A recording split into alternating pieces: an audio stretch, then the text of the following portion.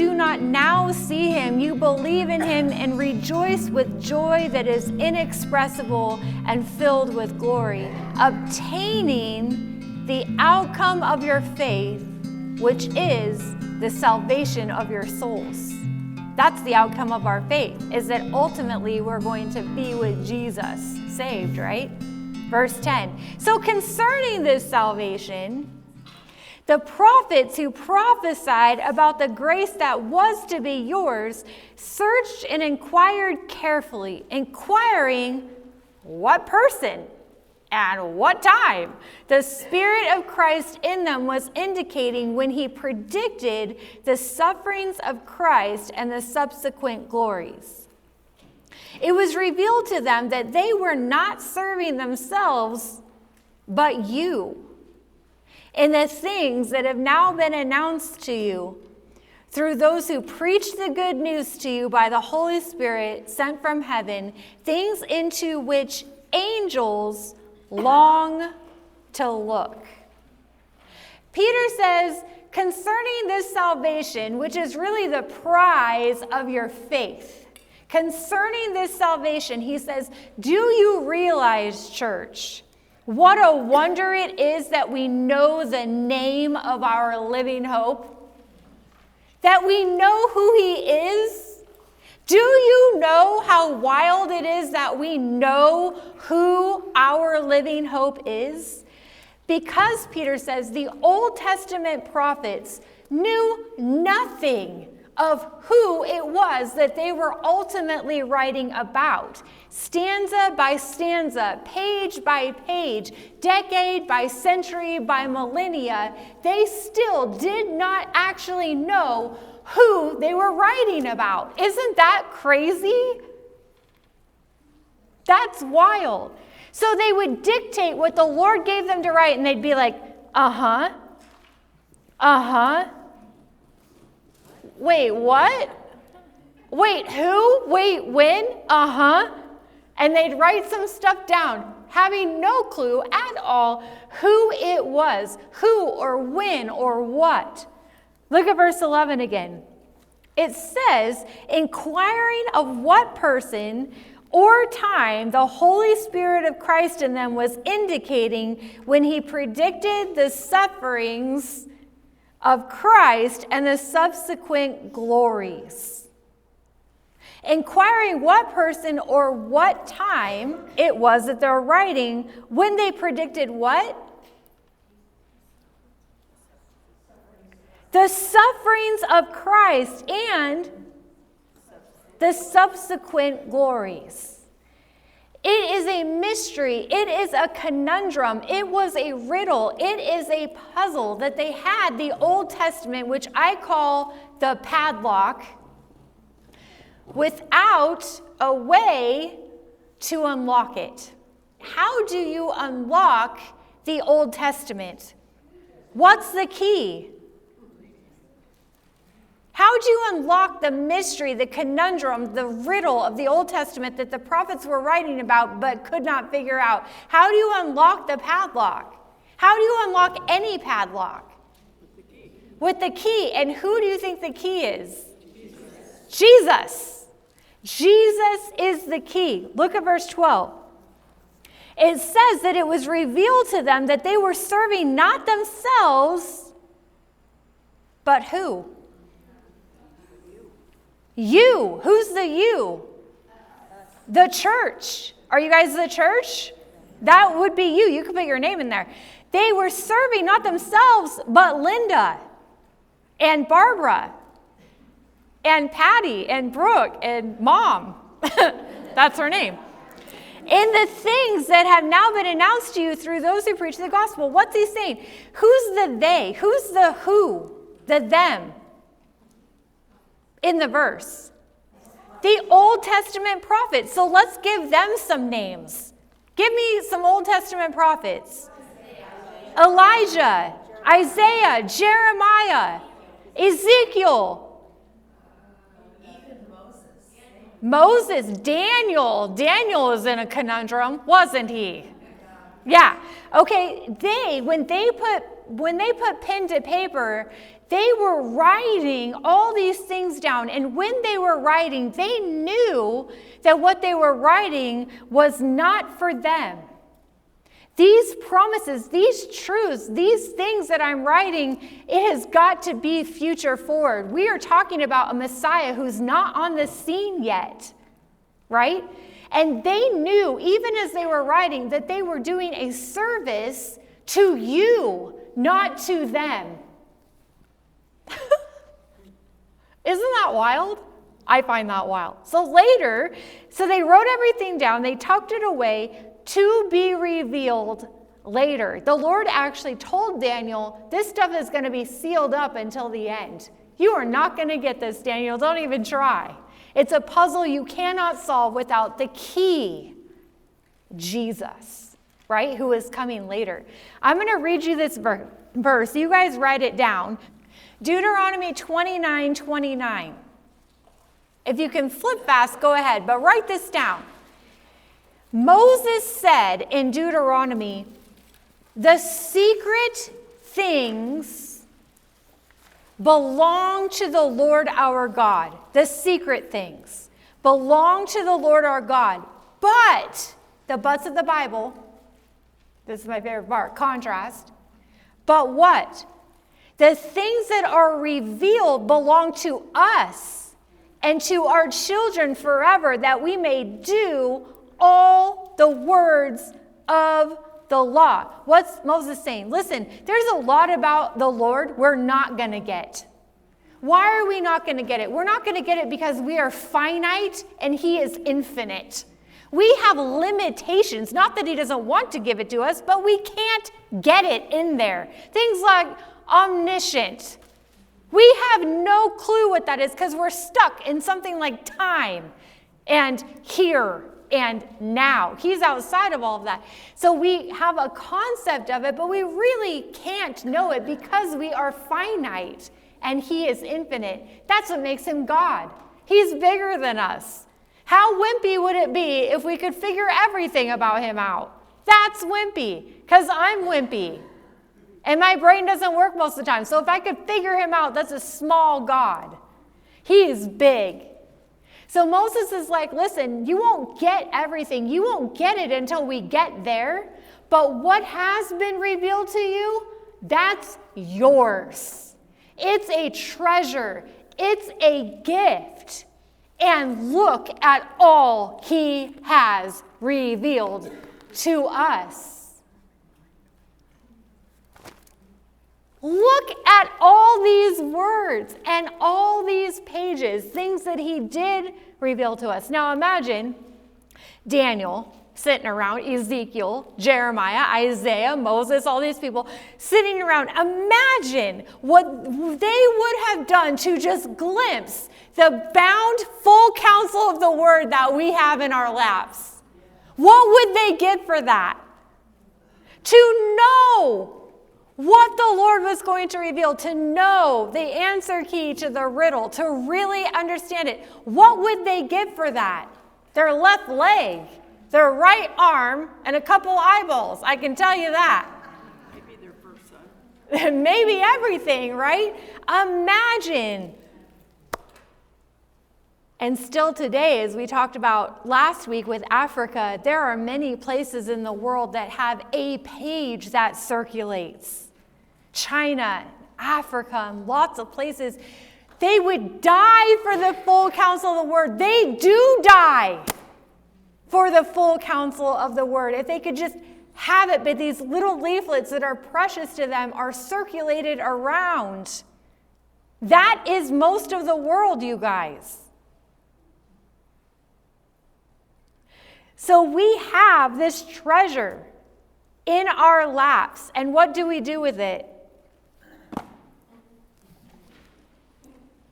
That's boring. That's lame. That's archaic. That's not for today. It's not a Twitter, 20-second post, so forget it. That is what most of the church does, is they lay this treasure down and nobody reads it. Imagine what they would do for what we have in multiple copies in our homes. Do we treasure the word like that? I hope you do. I hope it's not so complacent that we forget the treasure that we have here in America, God help us, hopefully forever, to be able to read and have the word with us at all times. It's a gift. The Bible is his story, and it's his character, and it's his nature, and it's his plans, and it's his heartbeat that he wrote with his own pen and bound it and preserved it and gave it to us. He did not have to do that, you guys. He did not have to journal. He did not have to tap on the shoulders of prophets through the ages. He did not have to do that. It's a gift that we have, and it's crazy that we have it. So Peter said, concerning this salvation, do you guys know how crazy it is that we have the answer key? And the gospel is so wild and so mysterious that the angels are like, what? Something the angels can't even fathom, that God would come here in our dirt and set aside his divinity and die for us. That is mind-blowing. They don't get it, the gospel. So Peter stops to remind us how crazy it is that we have the answer key to our living hope. It's not a mystery. We know his name, and his name is beautiful. You see. Look at verse 13. Therefore, we're stuck. Bible students, anytime you see therefore, you ask, what's it there for? Which means it's going to tie to what he just said. So pop quiz, what did he just say in all of chapter 1 so far, if you were going to summarize it super quick? How did he start off? We have a living hope, right? Not just then, but also now. What else did he tell us? We have an inheritance. Not only then, but also now. What else did he tell us? No one wants to remember this part because it's the worst part. We are in trials. Hallelujah. Which benefit not just then, but also now. And also we have a salvation that's wild, and we have the full counsel of the word, right? Okay, therefore he says what?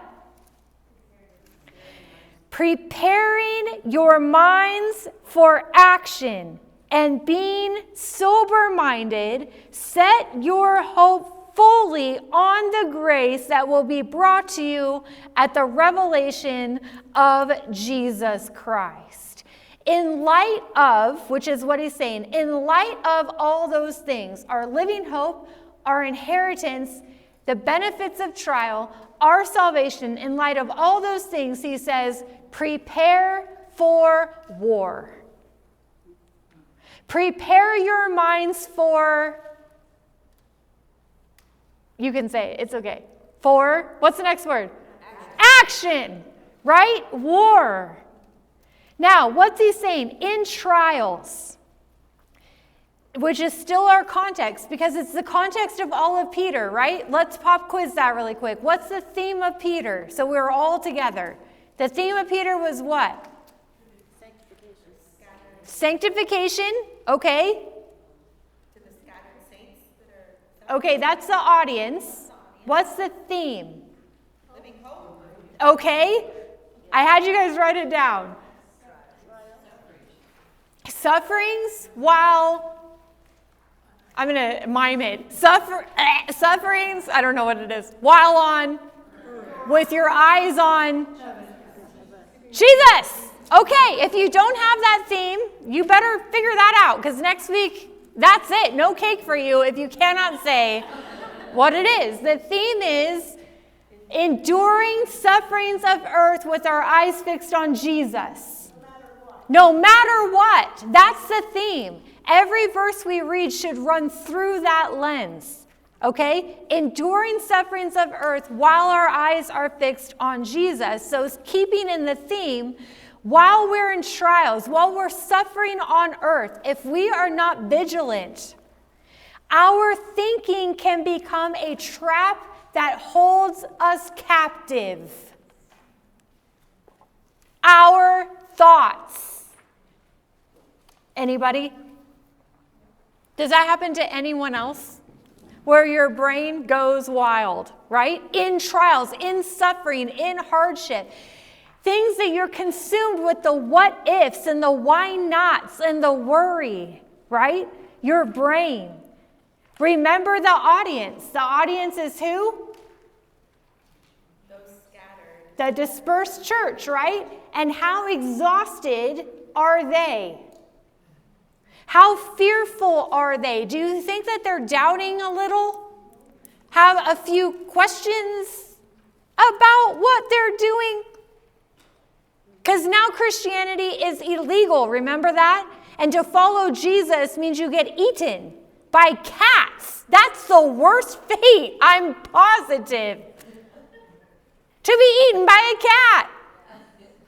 To be dragged behind chariots, to be fed to wolf packs. This is the cost of following Jesus. Would that not breed in you some doubt of whether it's worth it or not? Right? Trials. Now, I'm going to give you the King James Version because I absolutely love the King Jimmy for lots of things. This is one of my favorite verses because it says, gird up the loins of your mind. Who talks like that? That is the best verse ever. It's my favorite. Gird up the loins of your mind. Okay, now this takes a minute because it's a military term. This idea of girding up is actually a term of the Orient. It's a military term. The men would wear tunics. It looks like dresses, but they're not. The tunics, right? You guys all seen Jesus movies? The tunics. They would wear these long tunics. Well, so would the soldiers until they went to war. And they would gather their garments up because they're long, because they're bunchy, okay? They would gather them up and they would fasten all this extra material into their belt, like bloomers or something. Is that what they are? The big baggy MC Hammer pack back in the day, 1,000 years ago? Bloomers, right? Is that right? It's not like a girdle. You know, the pants, like that. They would tuck them in. They'd tuck all this material in as to not to hinder their walks or their ability to fight. So they would gird up their loins, basically. That's what they would do with this belt. This belt held all of their weapons. You would strap your breastplate to the belt, and they would gather all their extra material so that they could march, so that they could fight. Peter says to the church, there's something bunching up your feet. There's something bunching up your feet that's hindering your ability to walk and fight. It's called your brain. Your thought life. He said, gird up the loins of your mind, you see. It's in the way. Your brain. Your thought life. So he says, stand strong, prepare for action, and gather yourself. Now, military is on my mind today because my strapping young airman son graduated from airman school today. It's graduation number 2, and he's on to his 3rd. He's going to start jumping out of airplanes, and it's fine. Everything's fine. But I was looking at his dress blue pictures. Oh, man, that kid is handsome. My 19-year-old. Just absolutely wild to see what the Lord's doing with him. But I'm looking at his uniform, and I'm looking at his boots with his pants tucked in, and everything's tucked in, and everything's military. And I'm like, man, it would sure be hard to run in jeans that weren't tucked in if they were not wearing the right gear just in what they're wearing. So that's what Peter is saying, is to get it together. Okay, so gird up the loins of your mind. And what's the second thing? Be sober-minded. Now, this was a definition in your homework, so you all tell me what sober-minded means. What does it mean? Self-control, calm, collected, right? Temperate, in spirit, right? To be calm, temperate, and collected in spirit. So not just what it appears to look like you have it all together, but to be sober-minded, inside, internal, to be temperate and calm of spirit for reals, not for fake. You see, in your mind. Now, another verse for you. Again, if you're a fast flipper, fast sword fighter, you can go with me. Otherwise, write it down. Isaiah 26, verse 3 through 4. Absolutely not kidding this time. My favorite verse. Isaiah 26. You guys know this one. But listen to it again, right? You, speaking of the Lord, you keep him in perfect peace, whose mind is stayed on you. You keep him in perfect peace, whose mind is stayed or abiding or remaining or sticking to the Lord. Because what? He trusts in you. It's that full weight of faith again. Same thing. To put your full weight of faith on somebody because he trusts in you. You keep him in perfect peace, whose mind is stayed on you because he trusts in you. He puts his full weight of his life in your hands. Trust in the Lord forever, for the Lord is an everlasting rock. Solid, immovable, steadfast, sober-minded. How do you keep perfect peace? How do you really be sober-minded? Not just because you're telling everybody, I'm good, I'm fine, blah, blah, blah, but actually calm and temperate of spirit. How do you do that? You keep your mind stayed on him. Enduring sufferings of earth, while your eyes are fixed on Jesus, right? That's what Isaiah is saying. It's basically the same thing. Peter says, gather your thoughts, be calm, be temperate, and fix your eyes on your living hope. That's how you do it. That's how you gird up the loins of your mind and are sober-minded, is that you keep your eyes on Jesus. Because Peter is constantly telling this horrified, discouraged, confused, persecuted church on the run to lift their eyes higher above the fray. Right? Don't keep your eyes looking on earth. Lift your eyes up high. It's the theme. Now, in your homework, you may have seen that I snuck in some extra homework.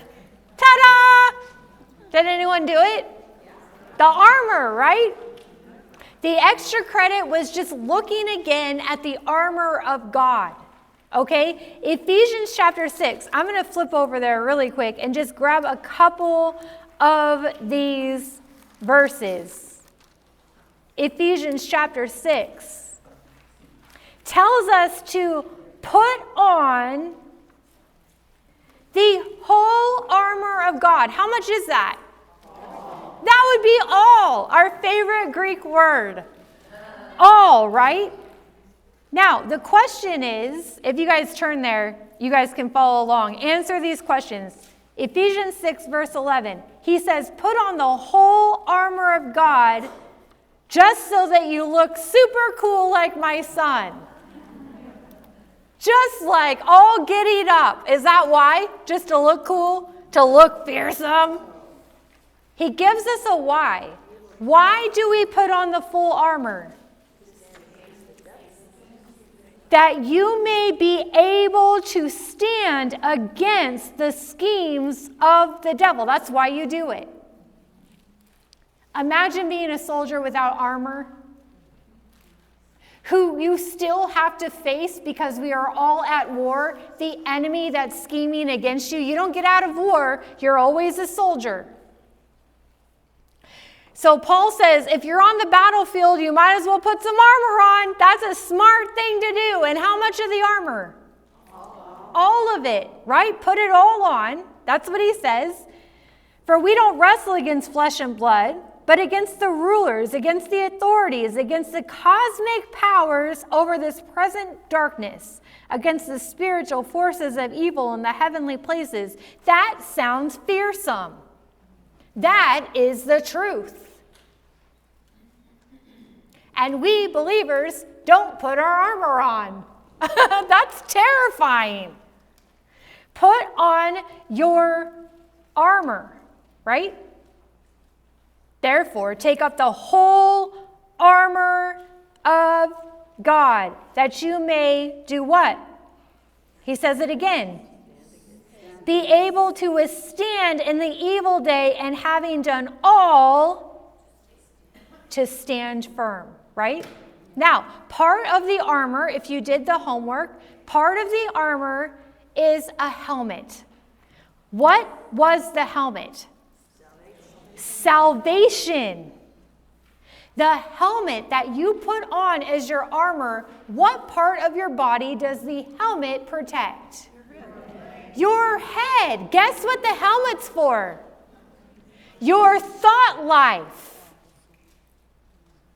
Your brain that runs away with you. How do you armor up your thought life? What's the helmet of? Salvation. Your living hope. Salvation. Jesus Christ. In trials, Peter says, and Paul says, we must be war ready. Okay, go to that Corinthians verse. 2 Corinthians chapter 10. Now, Bible students, be ready for this one. I'm going to ask a couple questions. Ready? Verse 4. Chapter 10, verse 4. For the weapons of our warfare are not of flesh. So building on Ephesians 6, we were told to armor up. Paul is going to give us some more insight on our armor. What is our armor not? Flesh, right? The weapons of our warfare are not of flesh, but have what? Divine power to do what? Destroy strongholds. That sounds fearsome now. We're going to win. Divine power. Our warfare, our armor is not just a helmet and a belt to gird up our loins and stuff. It is divine. Because we have an enemy that is spiritual. It's all in the cosmic powers. It's all in the evil spiritual world, right? At the heart of it, we don't wrestle against flesh and blood. We wrestle against the enemy that's trying to take us out. So our armor is also not flesh and blood. I love that. The Lord's like, and we're going to divine power the thing. To do what? Destroy strongholds. Now hold on to that. We destroy arguments and every lofty opinion raised against the knowledge of God. And, my favorite verse, take every thought captive to obey Christ.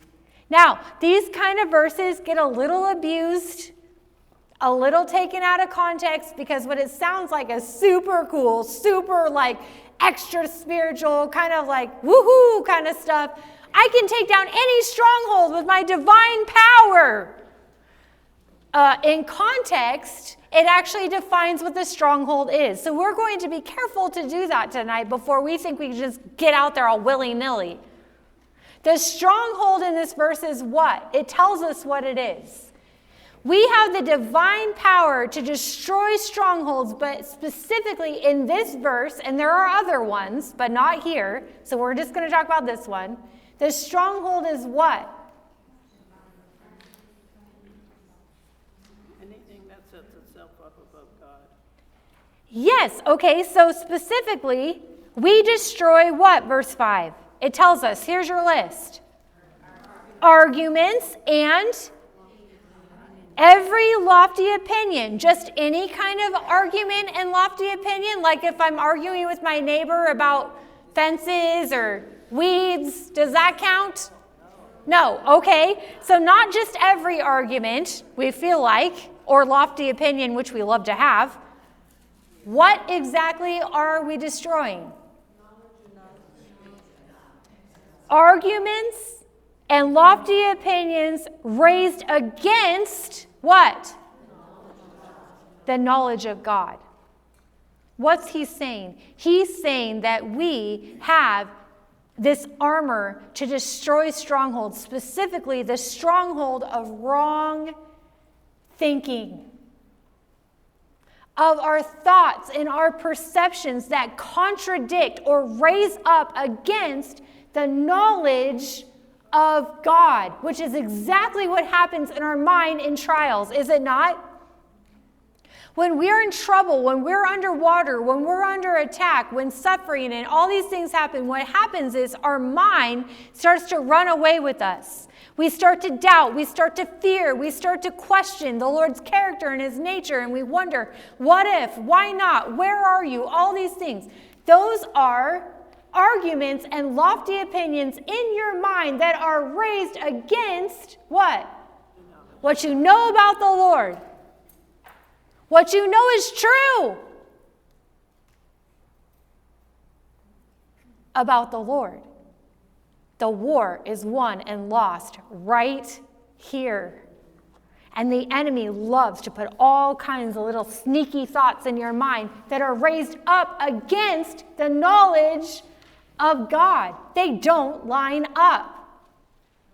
But we go, I don't like this. I don't get it. I'm doubting. The Lord said this, and this is happening, and now I'm all spinning around in my mind, you see. Peter says it's a call to train your mind and take your thoughts captive.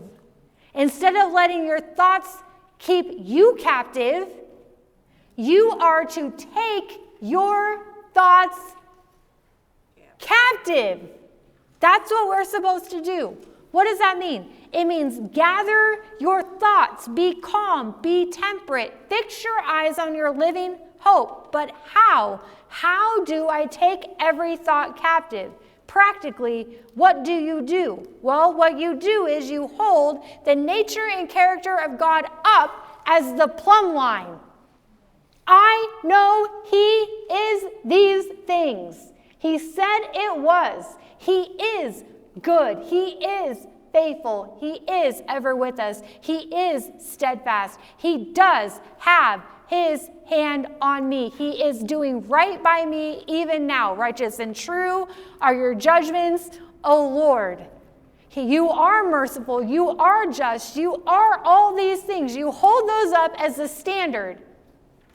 Then you take what you're thinking and you hold it up next to it. If it does not align, you take this thought and you throw it in jail. I know the Lord is. So if I'm having a doubt against the knowledge of God, guess what happens? You throw it in prison. That is not of the Lord. It doesn't line up. You take the thought captive instead of letting it run you wild. And now you're in a faith crisis because you're believing the doubt and the lie that the enemy is trying to spin you out with instead of saying, I know who he is. This does not line up. You take it, it's out of here. That's exactly right? He's seeking to destroy us, and our enemy is loud. Right? And it makes us skittish and it makes us run. And what are we running from? We're running from the foundation of what we know is true about the Lord. Last week, before I was in this crisis, I would have died on that battlefield. I know who the Lord is. Today, when everything is upside down, I'm like, I don't know who the Lord is. I don't know what's going on. See? Did he move? Did he change? No, what's happening? Your brain is ungirded in the loins of your mind. You're unraveling. You're tripping over yourself. That is what Peter's talking about. Gird up. Prepare for action. Gather all those things up, tuck them in your belt, start walking, start marching, go back to war. And whenever a thought enters that does not line up to the counsel of the word and the nature of the Lord, take your thought captive. You put it in prison, not the other way around. You see? In trials, in hardship. Whatever does not match, you throw it out. It's the battlefield of the mind. Okay, in the battlefield of the mind, first, we're supposed to be girded up and sober-minded, right? Number one, in thought. That's what we just talked about. In thought, in your thought life. And number two, in deed. Not indeed. In, number two, deed or conduct. In your thought life and in conduct. That's the next part of this. So check this out. I'm still in Corinthians, so hold on. Therefore, 1 Peter chapter 1, verse 13, preparing your minds for action and being sober-minded, set your hope fully on the grace. What's he saying? Your living hope. Set it up. Fix your eyes on Jesus. He's going to say it a lot. On the grace that will be brought to you at the revelation of Jesus Christ. As obedient children, do not be conformed to the passions of your former ignorance, but as he who called you is holy, you also be holy in all your conduct, since it is written, you shall be holy, for I am holy. Oh boy. And if you call on him as Father, who judges impartially according to each other's deeds, conduct yourselves with fear throughout the time of your exile, knowing, another favorite verse, that you were ransomed from the futile ways inherited from your forefathers, not with perishable things, like silver or gold, but how are you ransomed? Everybody together. With the precious blood of Christ, like that of a lamb without blemish or spot. He was foreknown before the foundation of the world, but has been made manifest in the last times for the sake of you, who through him are believers in God, who raised him from the dead and gave him glory, so that your faith and your hope are in him. Right? Here's another prickly. Be holy as I am holy. Love God. I think I've trashed this one. Be holy as I am holy. Holy, holy, holy is the Lord God Almighty, who was and is to come. That's who we're talking about. Be holy like him, the one who's seated on the throne right now. What? Be holy as I am holy. This is a lofty assignment, especially when we are in hardships, Peter's going to talk about, especially when life is hard.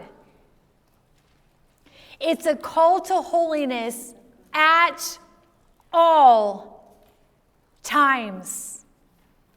Holiness stands as the standard no matter the circumstance you are in. There's no exceptions. There's no disclaimers. There's no excuses. It's a command and a declaration. Be holy as I am holy. Now, verse 17, we're going to pull this all together. Look at verse 17. It says, while you are in exile. What does exile mean? And if you have a different translation, you might have another word. While you are in exile, what does that mean? Here. Why here? Away from everything you know. You're right. Why? Why is it called exile for believers when we're here? Because we're not from here. Ta-da!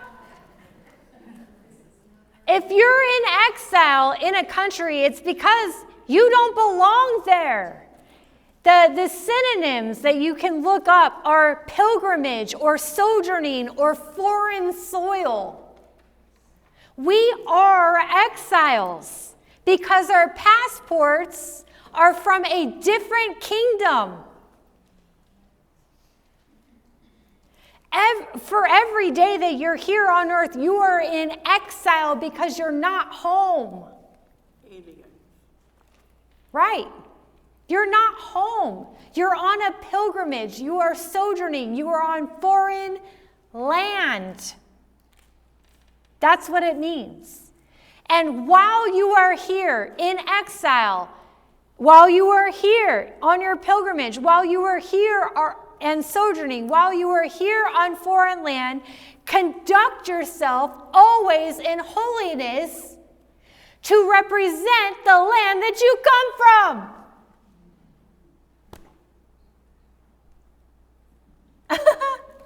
I told you it was prickly. That's what he's saying. You, to the church, you are under fire. You are in trial, but you will never, ever meet an excuse ever when sin is okay. Just because you are under stress and under fire and under trial does not give you a pass to sin. Your conduct must always be holy. You are ambassadors for another kingdom.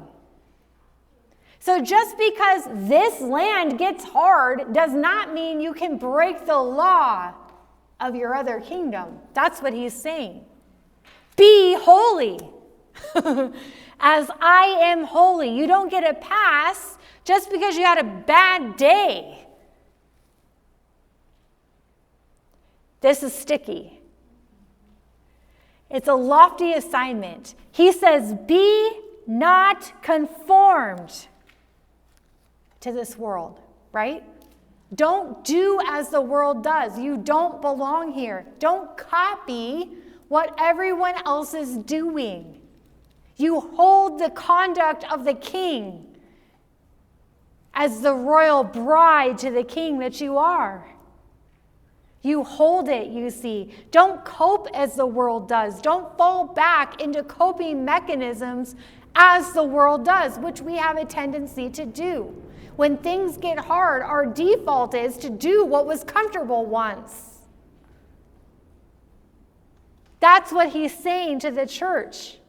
But be ye transformed, Romans says, by the renewing of your mind. Don't conform. Don't do as the world does. Don't fall into it. Don't compromise into the people that actually belong here. You hold a standard for the kingdom that you belong to, and the standard is holiness in thought and conduct. Be holy. Now, we're going to tackle the why.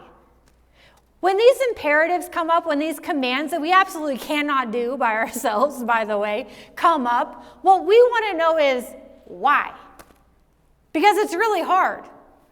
So the why helps. It helps it stick. So this week we're going to talk about the why, and next week we're going to talk about how you do it.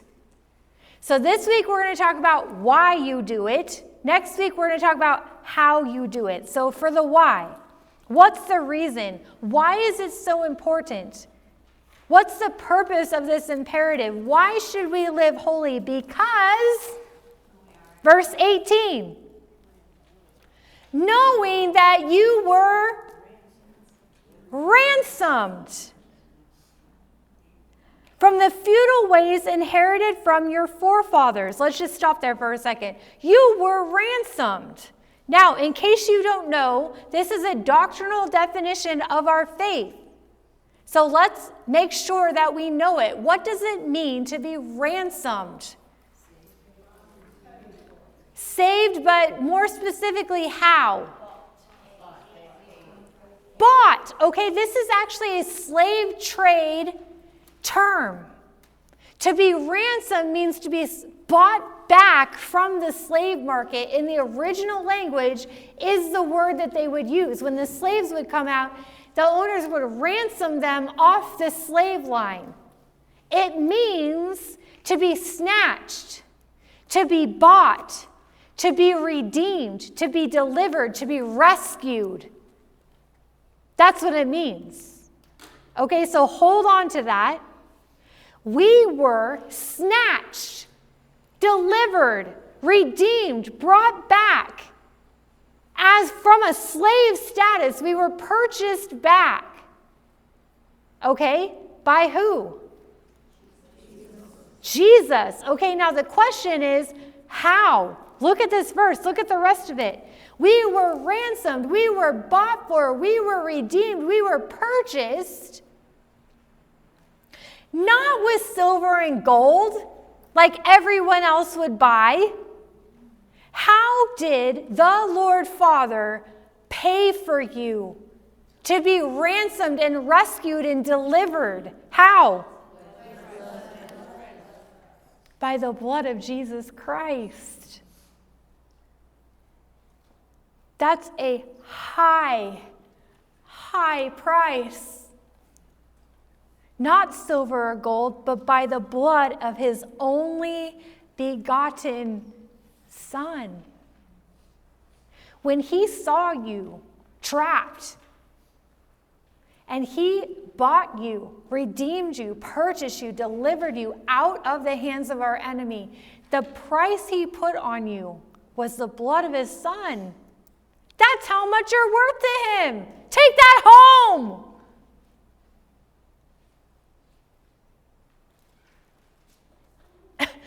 God is rich. You guys know that, right? He's got some cha-ching going on. It says that he owns the cattle on 1,000 hills. He also made the hills and the cattle. I mean, it's a little lightweight, actually, that verse. You're like, okay, exactly. That's the point. The point is that he has at his disposal everything. The only thing he had one of that actually would cost him, would hurt him, he would feel it, is what? His Son. And he purchased you with that. The blood of his Son. Now look at verse 19. He was foreknown before the foundation of the world, but was made manifest in the last days for you. Jesus came here. And he died, you see. And through him, Jesus, are believers in God who raised him from the dead and gave him glory, so that your faith and hope are anchored in him, you see. You were purchased at the highest price, something that actually cost the Lord everything. The only thing that he would actually notice or feel, his Son. He doesn't have 1,000 of those. Now, turn to Colossians, because we're going to double down on this. Colossians, chapter 1.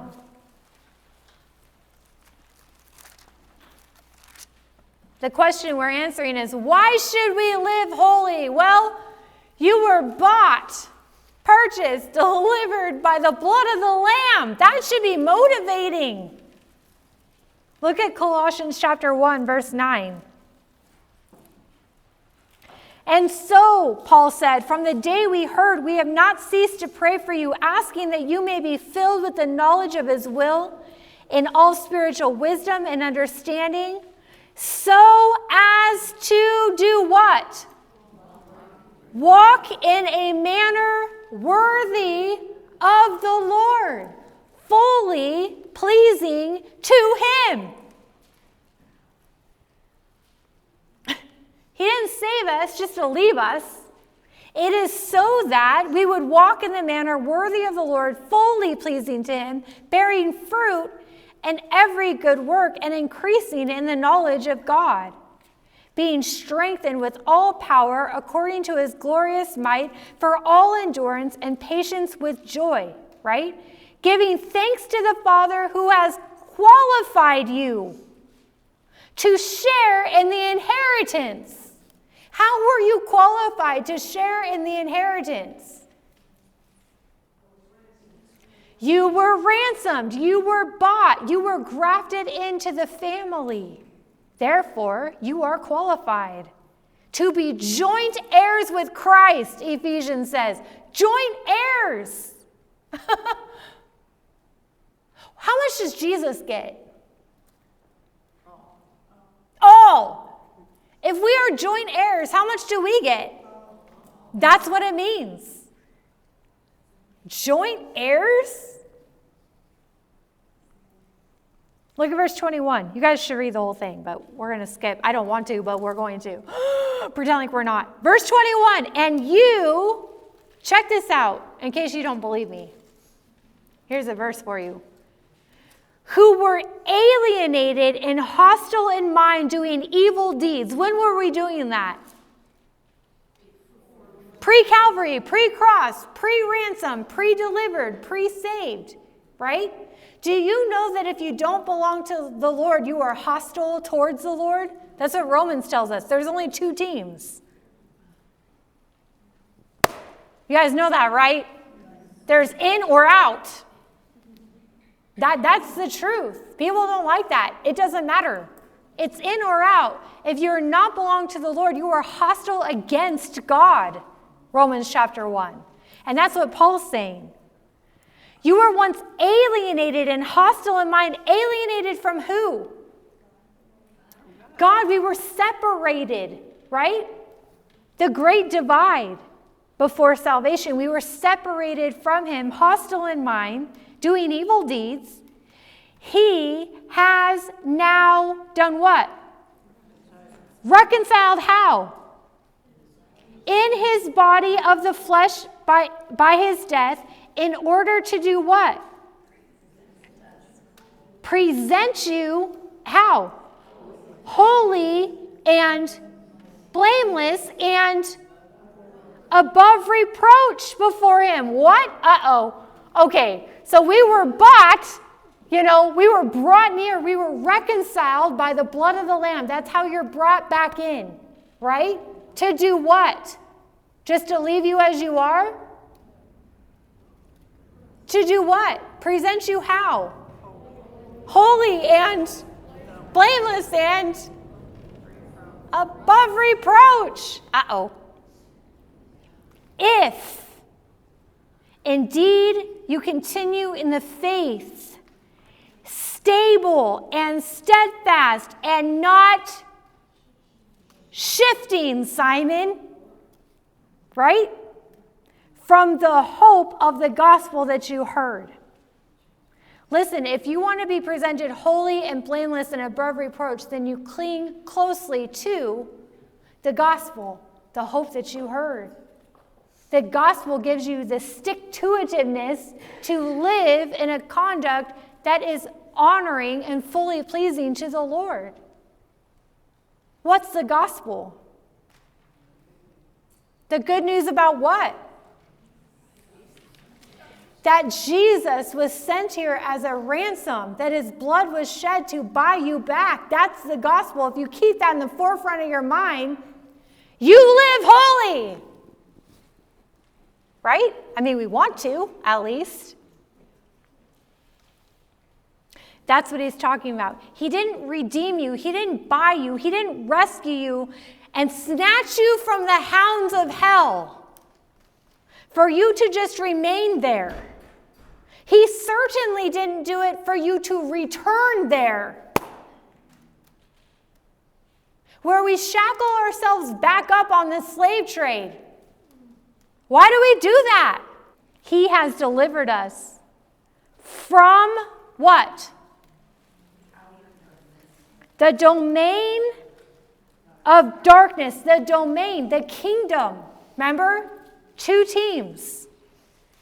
There's the domain of darkness. That's what he snatched us out of. That's what he rescued out of. That's what the slave trade rescued us out of. And then did what? Transferred us to what? The kingdom of his son. We've switched passports. We used to belong to the kingdom of darkness. Now we belong to the kingdom of light, but we are squatters. We are exiles. We are sojourners. We are pilgrims. But we don't belong here. We've been snatched out. You see, we don't belong to the kingdom in whom we have redemption, the forgiveness of sins. There's the kingdom of dark. There's the kingdom of light. And that's what Peter's talking about. Why should we live holy? Why?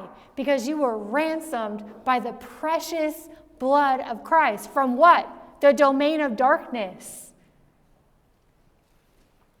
And then when things get hard, when things get tough, what do? We go back to our former ignorance. We go back to the things that were comfortable once. We go back to the things that we used to know. We call the friend that used to get us in trouble. We do the things we used to do. Peter's like, why are you doing that? Don't do that. Be sober-minded in thought and conduct, you see. Don't lose your head, because in trials we do, in thought and in deed. Our conduct should always reflect the truth that we no longer belong to this kingdom. We belong to the next kingdom, and there really is no excuse not to. It's a call to holiness, and it's not a bummer, and it is certainly not a to-do list or a to-do-not list. That's not what this is. This isn't like making a list of do's and don'ts. That's called legalism. What he's saying is this is not a list of do's and don'ts. Okay, well, I have to be holy, so here's a list of do's, here's a list of don'ts, and I'm just going to do this. What does that do? That puts you back in bondage of legalism. Now you're strapped to a whole nother thing. That's not what he says. What does he say? The call to holiness is not a to-do list. It is a natural response to what Jesus did for you. When you keep the gospel in the forefront of your mind and you remember the cost that Jesus paid to redeem you out, that is what helps us stick to the call of holiness, you see. How could I not bow my life in honor to the one who saved my soul? That's the response. He's calling for a response to the gospel. That's what he's calling for. Peter says, he saved you. He snatched you from the domain of darkness. So when life gets hard and you are inclined to default to your default setting, which is what he says, the former ignorance of your forefathers, the things that you used to do. Don't do that. God forbid that we do that. No matter how hard life gets.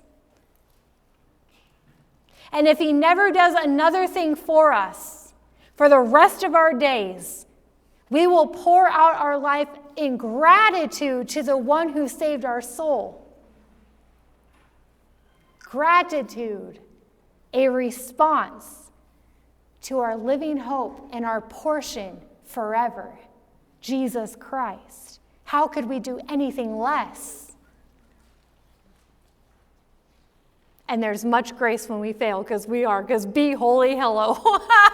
We won't be holy when we walk out the door, okay? That's the truth. That's called sanctification.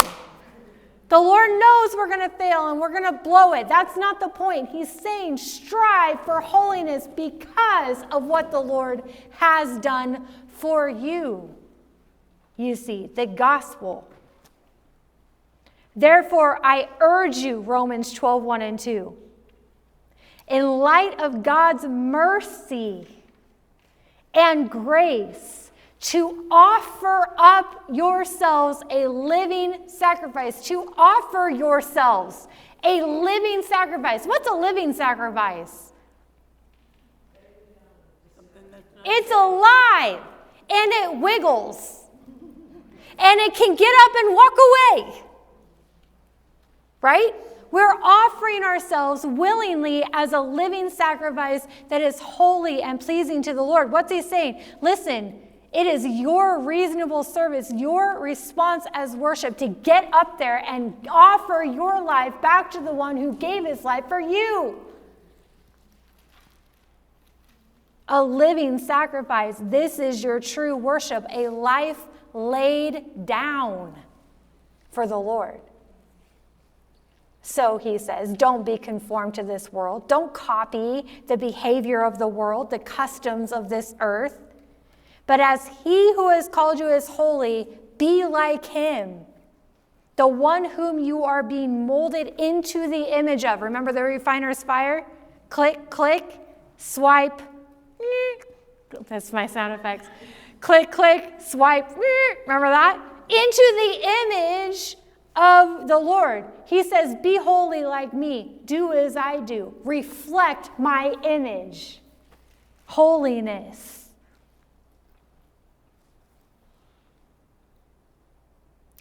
In trials, in hardships, in trouble, in suffering, in affliction, the world watches you for your genuineness of faith.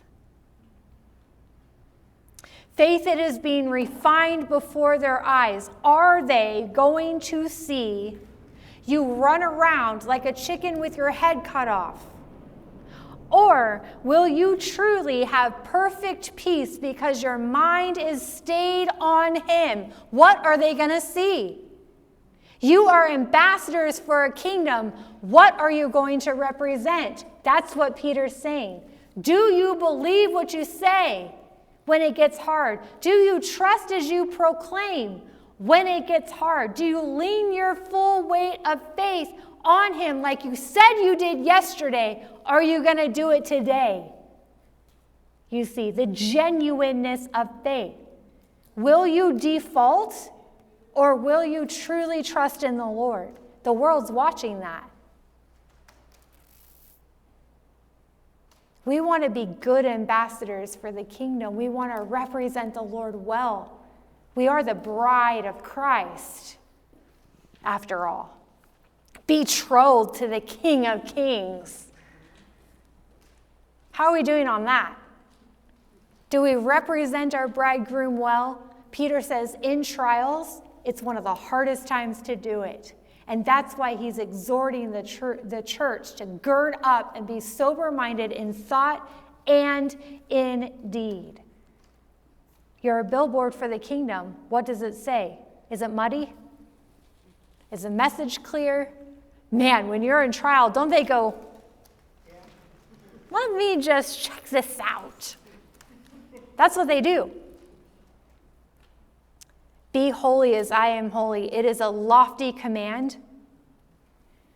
But what Peter is getting at is the why is a response of the work of Jesus Christ for you on the cross, not a list of to-dos and to-do-nots, you see. Because you were redeemed by the precious blood of the Lamb. That's why.